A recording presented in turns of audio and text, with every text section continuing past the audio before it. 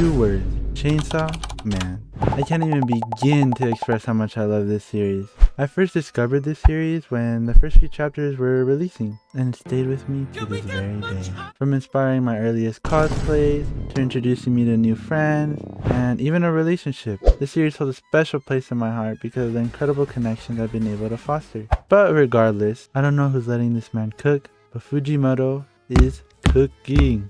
From his incredible one-shots to the current chapters of Chainsaw Man, and even a movie, which I definitely have to watch. He's not just preparing any regular meal. This is a refined 5-star beast for us fans. Now, I'm not here to recap the entire series, because quite frankly, there are thousands of channels that can do it way better than I can ever. But I do want to zero in on chapters 179 through 185 because, wow, I'm at a loss for words. These chapters have greatly resonated with me, and maybe with you too. So, spoiler warning, if you're not caught up, this is your chance to turn back before we dive in head first into this chaos. Alright, so this part of the story kicks off with Chainsaw Man emerging completely wrecked by the trauma of Nyuta's death. Fueled by grief and anger, he goes full on 1v1 against a bunch of devils. Meanwhile, Asa finally sees this as her chance to fight Chainsaw Man once and for all. Though, despite her best efforts, Chainsaw Man overpowers her. But in a desperate attempt to match his strength, Yoru sacrifices her own children?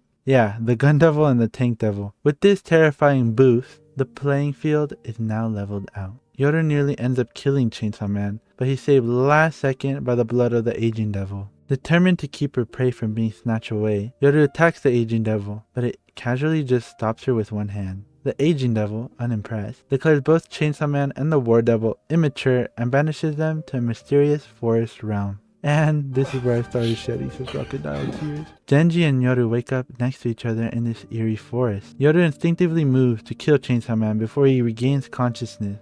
But something is not quite right. Her powers aren't working? Before she can try again, Asa looks up and notices a man stepping out of the shadows. He then greets and welcomes them to the world of the Aging Devil. The man explains that he was once a devil hunter, but he feared aging and death, which drove him to make a contract with the Aging Devil, trapping him in this realm. Asa wastes no time and cuts to the chase, asking if there's any way out of this strange place. The man gravely replies, I haven't found one yet. Nervous and desperate, Asa presses him further, asking, how long have you been here? The man faintly answers, 82 years?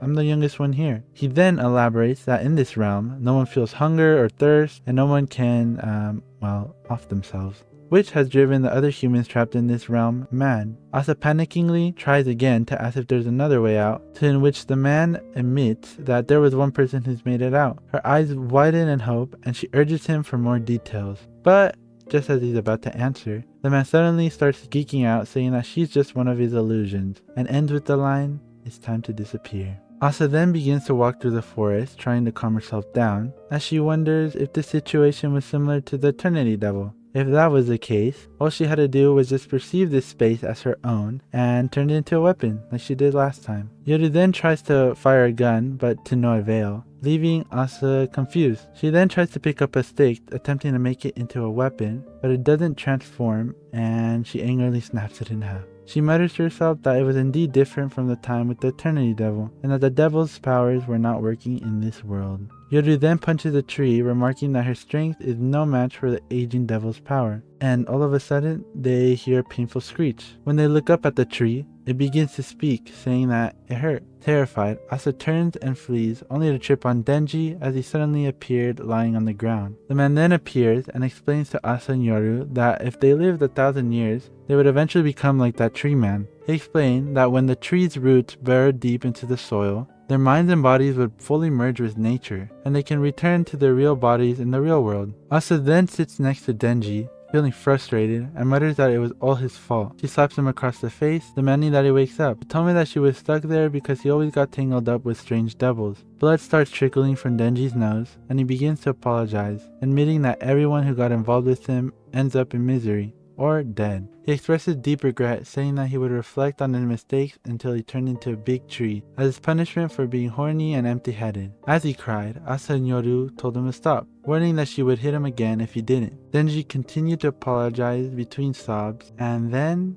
in an unexpected moment, Asa awkwardly kisses him. She continues to comfort Denji, telling him that crying won't help them escape and that they need to come up with a plan. Before she could say more, Denji suddenly asks why she kissed him. Asa quickly replies, "Because you look cute when you were crying." Denji pauses for a moment, then they share another kiss, but it doesn't last long. Denji suddenly shoves her away, frustrated, saying, "Stop it, why do you keep coming on to me? It's like my life alternates between sexy and terrible, and it's driving me crazy. When someone gets me riled up, it's all I can think about, and I can't even reflect on my mistakes. I'm just hopeless." Feeling a mix of emotions and responses, Asa replies, "I feel hopeless too. I've lost people who were like family to me, but I got over it. If I can do it, so can you." They then awkwardly sit in silence for a while before Asa punches herself in frustration. She begins to tell Denji about a time where she and her mom were running from a devil. She tripped and her mom saved her, but the devil ended up killing her instead. She admits that she thinks about it every single day and reflects on what she could have done. What if I hadn't tripped? What if I had been faster? Or if I had some amazing devil power to turn back time? Denji hesitates before asking, "How'd you get over it?" Asa then answers, "I didn't. You can't get over something like that. But Chainsawman taught me that there's still something worth living for, something to look forward to, so much that I'm willing to eat a crab burger for it." After hearing this, Denji suddenly vomits, which catches Asa off guard. As they sit in the aftermath of his reaction, snow begins to surround them. This sight pulls Denji into a memory, a time when he was on a boat with two familiar faces. Denji suddenly remembers a visit to a grave he shared with Power and Aki, questioning why he was thinking about it now. The memory quickly fades as he continues to vomit, this time expelling the head of a monster. Trying to find some water to drink, he then stumbles and trips into a lake. His mind drifts into a conversation he had with Riz, and a moment of walking his dogs with Nyuta, reflecting on how everyone he has loved has disappeared from his life, one by one. He wonders how he could ever manage to keep smiling after everything he's been through. Then something unusual happens. Pochita begins to hover towards him, which makes Denji realize that Pochita had made him vomit up those devils to help him remember those lost memories. Pochita was waiting for the right moment when Denji was ready. As Asa pulls Denji out of the water, he begins to reflect on everything, admitting that Pochita was right. He's been through countless terrible experiences, losing everyone he's ever cared about along the way. He accepts that he's gonna be hopeless for the rest of his life. He begins to indulge in the smaller memories he'd made, from eating the delicious sushi earlier, and even getting aroused. As long as the world still has food and girls, Denji realizes that he has something worth living for. Then everything clicks into place. Denji understands that it wasn't true that no devil powers could work in this realm. After all, there's no way the devil head he had just thrown up could be part of his power. He feels that the real Chainsaw Man must still be existing in the real world. Asa, confused, asks what he's thinking. Denji stands up confidently and declares that he's come up with a super smart plan and that he's gonna both get them out of this strange world. Ever since mentioning his plan, Yoru and Asa watch Denji run laps around the lake, thinking that he's just fleeing from reality. He continues to run between the human trees when the head of the aging devil appears out of one of them. It remarks that by now, the reality of Denji's situation should have sunk in and offered him a chance to escape. The aging devil explained that Denji's heart should be connected to Chainsaw Man in the real world, and it wanted Denji to convince him to eat him. Denji thought about the offer and hesitantly asked what the aging devil would gain from it. The aging devil replied that many children would be slaughtered if he were eaten, and that was all. But Denji kept running, calling the angel devil evil while referring to Chainsaw Man as a superhero. He explained that Pochita didn't eat him because he wasn't willing to sacrifice children to save himself. Hearing this, the aging devil commented on Denji's optimism and asked him if something was wrong. Denji questioned it,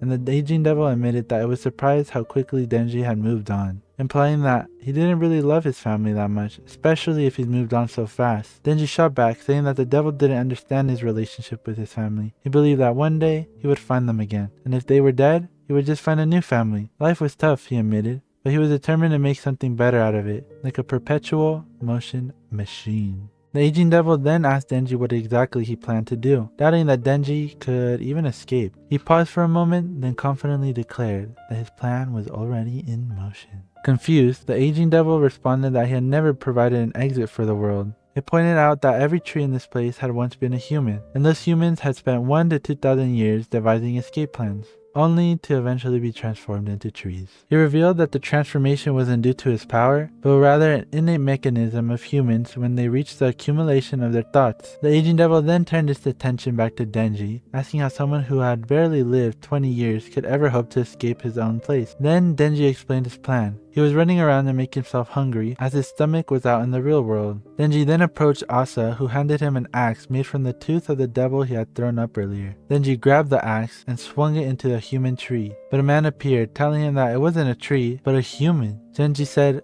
"I know," and swung it again. This time, guts began spewing out of the tree and Denji began to dig in. Asa and the man watched in surprise as Denji's actions brought Chainsawman in the real world back to life. Meanwhile, the aging devil sat in a room surrounded by members of the public safety and nervously remarked that it seemed Chainsawman was going to arrive soon.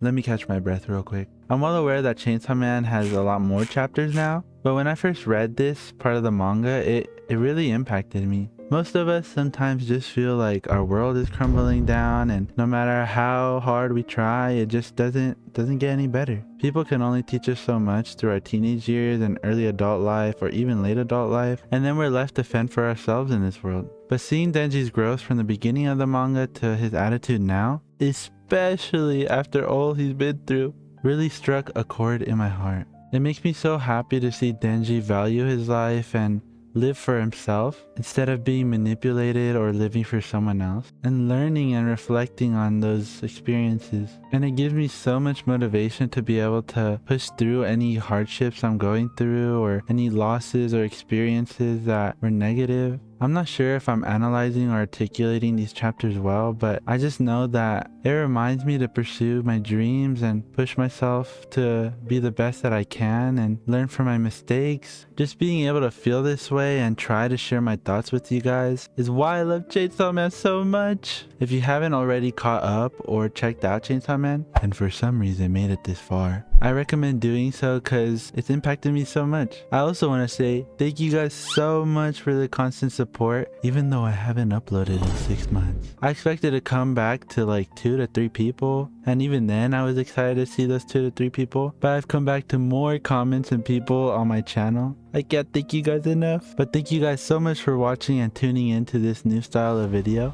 and I'll see you lost souls next time. Bye!